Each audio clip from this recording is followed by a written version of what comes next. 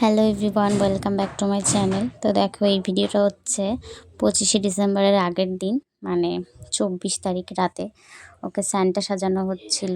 কয়েকটা ভিডিও বানানোর জন্য ওর পাপা ওকে রেডি করাচ্ছিল। ও বেশ আনন্দই পাচ্ছিল, ওর ভালো লাগছিল। বাট ও কথা বলার চেষ্টা করছিল, ওকে বলছিলাম সবাইকে একটু হাই কর, কিন্তু ও কথা বলতে পারছিল না, মুখ বন্ধ করেছিল।